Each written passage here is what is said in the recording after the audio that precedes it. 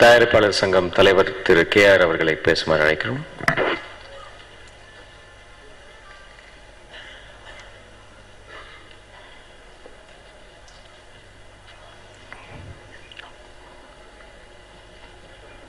மேடையில் அமர்ந்திருக்கும் பெரியவர்களுக்கும்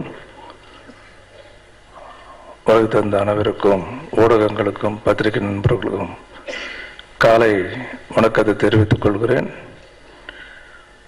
உண்மையிலே சமீபத்தில் பார்க்கும்போது சினிமாவுக்கு ஒரு நல்ல எதிர்காலம் வந்திருக்குன்னு சொல்லி அந்த அறிகுறிகள் தெரியுது. அதுக்கு முக்கியமாக இப்போ JSKனுடைய ஆரோகணம் படத்திலிருந்து இது வரலும் அவர் எடுத்த படங்கள் எல்லாம் பார்க்கும்போது வித்தியாசமான படங்கள், நல்ல படங்கள்.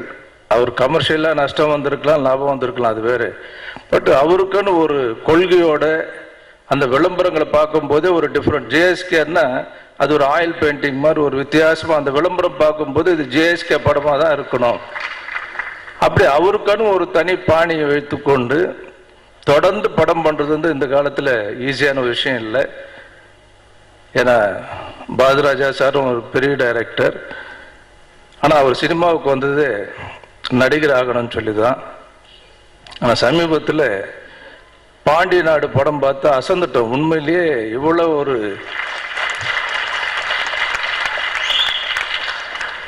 திறமை உள்ள அவர் வந்து எய்ம் பாருங்க, நடிகர் ஆகணும்னு சொல்லி வந்தார்.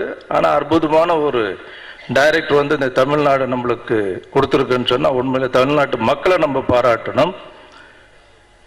அவர் எத்தனை நடிகர்கள் உருவாக்கியிருக்காருன்றது அவருக்கு தெரியும். நடிப்பினுடைய இதில் வந்து எத்தனை பேர் உருவாக்கியிருக்கார், அறிமுகப்படுத்தியிருக்காருன்னு சொல்லி.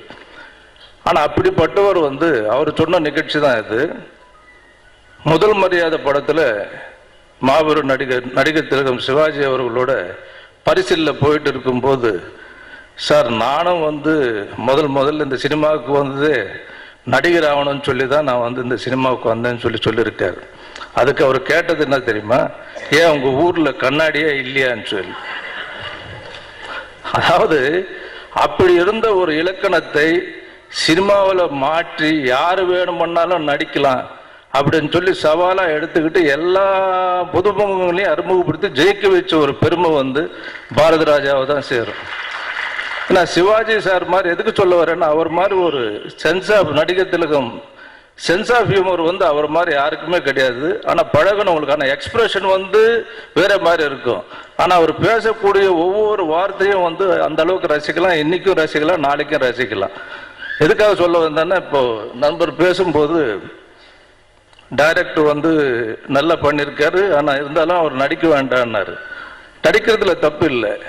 ஏன்னா அந்த சூழ்நிலைக்கு எந்த கதாபாத்திரம் வேணுமோ நடிக்கலாம். ஆனால் நடிக்கிறது ஒரு பக்கம், டைரக்ஷன் ஒரு பக்கம். அதை விட ரொம்ப ரிஸ்க் வந்து ப்ரொடக்ஷன் தான். இப்போ வர்ற டைரக்டருங்க எல்லாமே ஒரு படம் ஹிட் ஆன உடனே அடுத்து ப்ரொடக்ஷன் போகிறாங்க.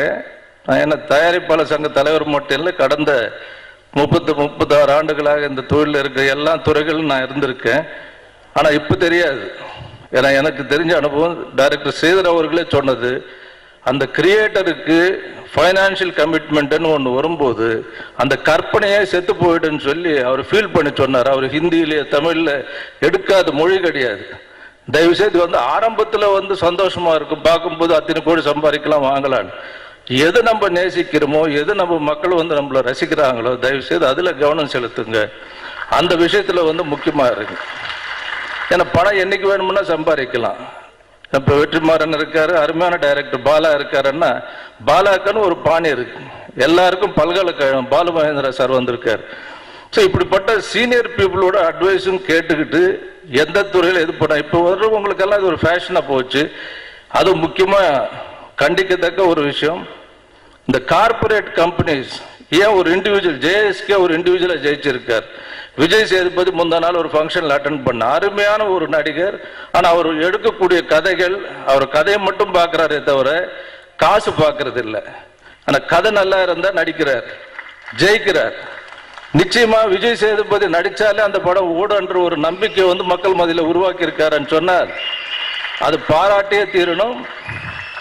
ஏன்னா இதெல்லாம் பார்க்கும்போது தான் சினிமாவுக்கு ஒரு நல்ல எதிர்காலம் உருவாகிட்டே வருது. இந்த விஷயத்தை புரிஞ்சுக்கிட்டு கார்பரேட் கம்பெனிஸ் சமீபத்தில் ஒரு படம் ரிலீஸ் ஆச்சு. அந்த படத்தை பேரை நான் குறிப்பிட விரும்பவில்லை. கிட்டத்தட்ட 66 கோடி ரூபாய் செலவு பண்ணியிருக்காங்க.